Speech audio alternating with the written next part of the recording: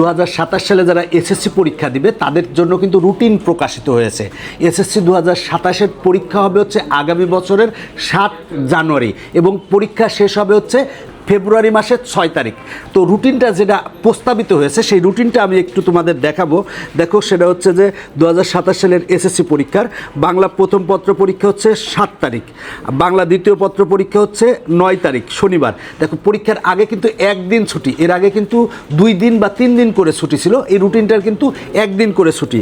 এরপরে দেখো, ইংরেজি প্রথম পত্র পরীক্ষা হচ্ছে সোমবার মানে 11 তারিখ, একদিন বন্ধ। ইংরেজি দ্বিতীয় পত্র হচ্ছে বুধবার, একদিন বন্ধ। তারপরে আইসিটি হচ্ছে 14 তারিখ, এক্ষেত্রে বন্ধ নাই। গণিতের আগে একদিন বন্ধ, 16 তারিখ পরীক্ষা শনিবার। আর বিজিএস হচ্ছে 18 তারিখ, একদিন বন্ধ আছে। পদার্থবিজ্ঞান, ইতিহাস আর ফিনান্স হচ্ছে 21 তারিখ, এই ক্ষেত্রে 2 দিন বন্ধ আছে। এরপরে দেখো, ভূগোল পরীক্ষা হচ্ছে 23 তারিখ, ইসলাম শিক্ষা, হিন্দু ধর্ম, বৌদ্ধ ধর্ম হচ্ছে 25 তারিখ। তারপরে কৃষি, গার্হস্থ্য বা অন্যান্য সাবজেক্টগুলোর পরীক্ষা হচ্ছে 27 তারিখ। হিসাব বিজ্ঞান পরীক্ষা হচ্ছে 30 তারিখ, রসায়ন পরীক্ষা হচ্ছে 31 তারিখ, জীববিজ্ঞান অর্থনীতি পরীক্ষা হচ্ছে 3 তারিখ বুধবার, উচ্চতর গণিত বিজ্ঞান পরীক্ষা হচ্ছে 6 তারিখ শনিবার। রুটিনটা কিন্তু অলরেডি প্রস্তাবিত, এই রুটিনটা যদি ফাইনাল হয় তাহলে কিন্তু দেখো তোমার জন্য অনেক খারাপ একটা বিষয়, কারণ প্রতিটা পরীক্ষার আগে কিন্তু একদিন করে বন্ধ, 2 দিন বা 3 দিন বন্ধ থাকলে ভালো হতো। দেখো, ম্যাথের আগে একদিন বন্ধ পাচ্ছ বা অন্যান্য সাবজেক্টের আগেও একদিন বন্ধ পাচ্ছ। সুতরাং তুমি এখন থেকে সেইভাবে প্রিপারেশন নাও, এখন থেকে নিয়মিত পড়াশোনা শুরু করো। 2026 সালের এসএসসি পরীক্ষা হয়েছে কিন্তু এপ্রিল মাসে, তোমাদের পরীক্ষা কিন্তু জানুয়ারি মাসের।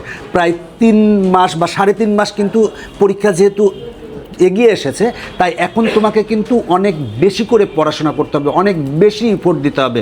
আর তোমাদের পরীক্ষার আছে মাত্র 7 মাস, এখন থেকে যদি তুমি হিসাব করো 7 মাস, এর মধ্যে তোমাদের প্রি টেস্ট পরীক্ষা হবে, টেস্ট পরীক্ষা হবে। সুতরাং এই সময়টাকে তোমাকে ভালোভাবে কাজে লাগাতে হবে এবং নিয়মিত পড়াশোনা করতে হবে।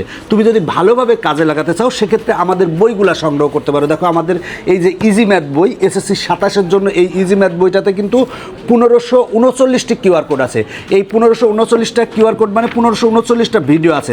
দেখো, এই যে এই সৃজনশীল প্রশ্নটা, এই সৃজনশীল প্রশ্নটার সমাধান এখানে দেওয়া আছে। তুমি যদি না পারো জাস্ট কিউআর কোড স্ক্যান করলে শিক্ষক এসে বুঝাই দিবে।